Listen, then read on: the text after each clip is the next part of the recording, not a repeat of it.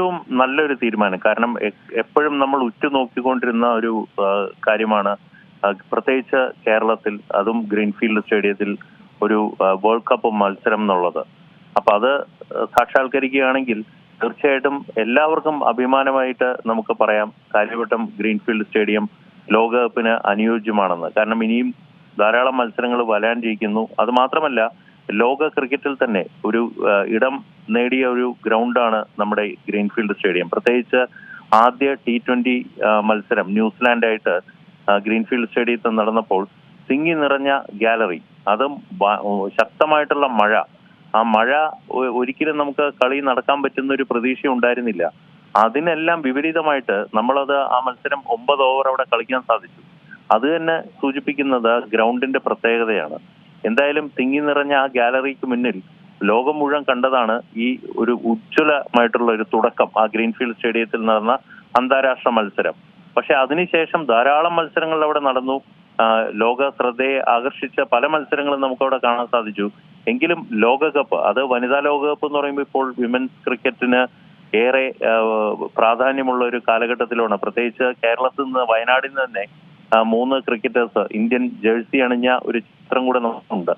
അപ്പൊ അവരിൽ ആരെങ്കിലും ഇന്ത്യൻ ടീമിൽ ഇടം പറ്റാൻ സാധിച്ചു കഴിഞ്ഞാൽ അതും കാര്യവട്ടത്ത് ഇന്ത്യ ഓസ്ട്രേലിയ മത്സരങ്ങളാണ് നടക്കാൻ പോകുന്നതെന്ന് അറിയാൻ സാധിച്ചു.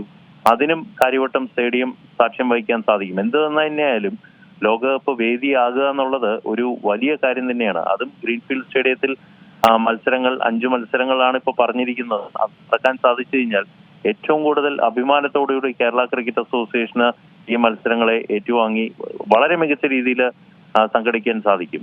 കേരളത്തെ ഇതെങ്ങനെയൊക്കെ ആകും കേരളത്തിന് ഇതൊരു നേട്ടമായി വരിക? ഇനി കൂടുതൽ മത്സരങ്ങളൊക്കെ ഗ്രീൻഫീൽഡ് സ്റ്റേഡിയത്തിലേക്കുള്ള വരാനുള്ളൊരു തുറന്ന പടിയാകില്ലേ ഇത്?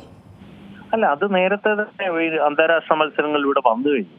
അപ്പൊ ഇന്ത്യ ന്യൂസിലാൻഡായിട്ട് ഞാൻ നേരത്തെ പറഞ്ഞ പോലെ മത്സരങ്ങൾ കളിച്ചിട്ടുണ്ട്. വെസ്റ്റ് ഇൻഡീസ് വന്നിട്ടുണ്ട്. ഇങ്ങനെ പല മത്സരങ്ങളും വേദിയായിട്ടുണ്ട് കാര്യവട്ടം സ്റ്റേഡിയം. പക്ഷെ ലോകകപ്പ് പോലെ, അല്ലെങ്കിൽ ഇനിയുള്ള കാലങ്ങളിൽ നോക്കുകയാണെങ്കിൽ ലോകകപ്പ് ഇനിയും ഇന്ത്യയിലോട്ട് വരാൻ സാധ്യതയുണ്ട്.